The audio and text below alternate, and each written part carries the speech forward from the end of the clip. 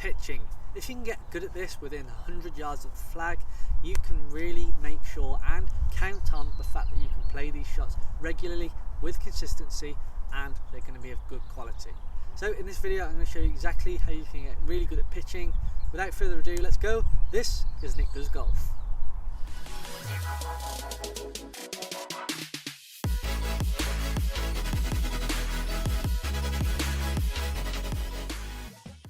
Hey golfers, and welcome back to another video here on my channel, Nick Does Golf. It's great to have you here for this one. Today we are talking all about pitching, a really essential part of the armoury. If you can have this in the locker, you're certainly going to be hitting some really good scores and reducing that handicap.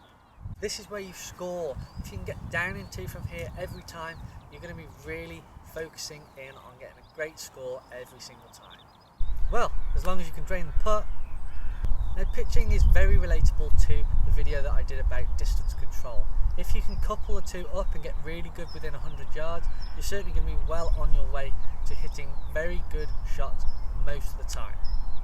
Now I say most of the time because you're not going to hit it every single time on the dot that you want to, and you need to make sure that you can get your ball within a certain circumference of the hole to be happy with it. So when pitching, we need to make a few adjustments here and there. So your first one is a little bit more of a narrower stance. Your legs aren't going to be as active as they normally would be with a full shot. You want to keep these quite quiet throughout the whole shot, and you're going to really rely on that chest rotation. So we're going to have that narrower stance. Feet are going to be slightly inside shoulder width, and our ball position is pretty much going to be middle. Now it does depend on the flight that you want. If you want to drive it in a little bit lower, you're going to push it back a fraction, and vice versa with the higher shot. It certainly does depend on the ball flight that you require, so making that judgment before you actually hit the shot is pivotal. Now the number one thing is to think about what your chest does. It's all about the body with pitching. It's not really what your arms are doing. You want to try and keep everything connected throughout the whole of the shot. So my sort of thought process for this is to focus on my right elbow and what my chest is doing. If I can keep that nicely connected to my side for as much as possible, I can really focus on my chest working.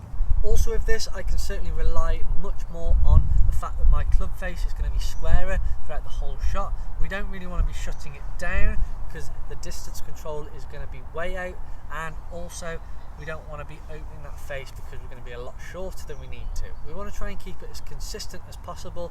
We just want that distance to be dependent on how far we take the club back and how far we take the club through.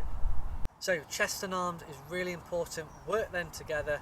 We can rotate around our spine from here and get into a good finish position with our club pointing out to the right. So if I was to turn towards you here, and we've got a flag which is probably about 70-80 yards over the top of the camera, we want to make sure that as we rotate back, we're keeping that all together, and we rotate through, but we're keeping the club face open. We're not flipping that over from here. We don't want to be doing that unless we're trying to hit a nice little draw in there, but really most of the time we don't want to be doing that. We want to try and keep it as consistent as possible and get that club into a good finish position at the end.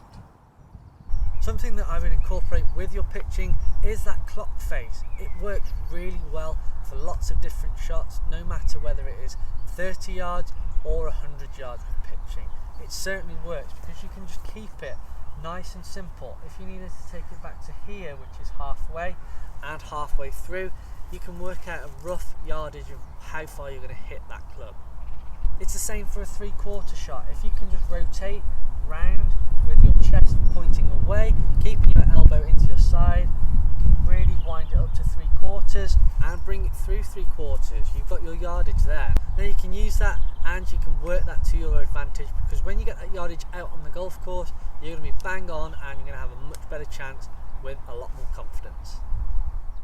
So that is pitching in a nutshell. Make sure you keep it simple, chest and arms work together, also focus on that clock face, get that club in a decent position on the way back and match it with on the way through. It's really going to be of benefit to you. It's going to keep it nice and simple, nice and consistent, and you're going to hit much better shots at the distance that you want.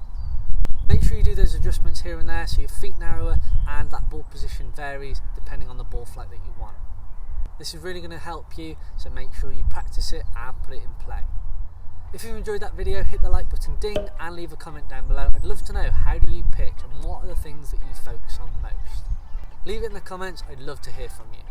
If you haven't done so already, hit the subscribe button, I'd really appreciate it if you could join me on this journey. I'd love to have you on board as I go through the YouTube world. As well as that, check out my social media platforms on Instagram, Twitter and TikTok so you can keep up to date with everything that I'm doing. Make sure you interact with me, message me, I'd love to hear from you. If you enjoyed that video, make sure you check out tomorrow's, it's going to be a good one. Thanks very much for watching and see you all tomorrow.